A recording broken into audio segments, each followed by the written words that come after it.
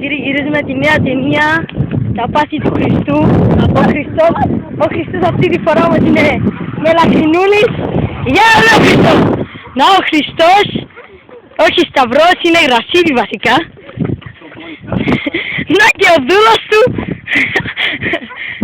Να και εκείνος που είχε την ιδέα, μακριά. Να και ο δίδος που δεν κάνει τίποτε.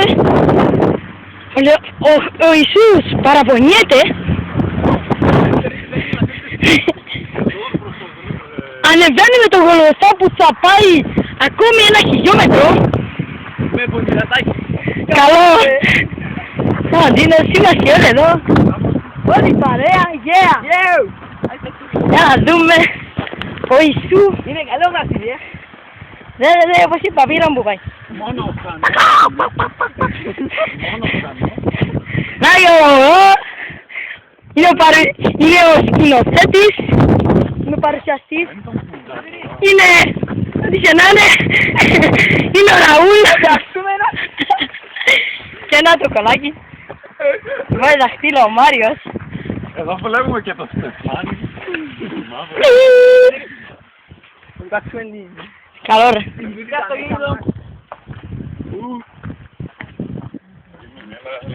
Για δούμε. Ο Ιησούς κλάνει.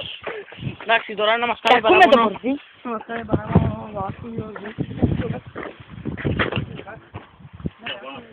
Να και ο Ιησούς. Απομακρυνόμαστε.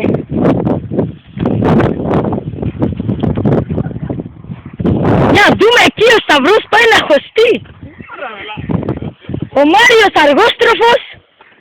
Ο Λεωνίδας βάλει δυνάμεις. Ο Ιησούς, με συγχωρείτε. Ο Λεωνίδας είναι το όνομα του ηθοποιού.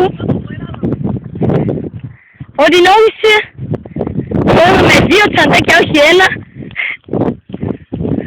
Κουνιέται σαν μπούσις.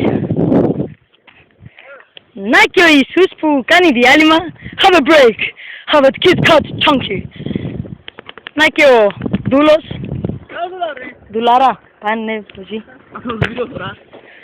Σπάχα μου τρέφα.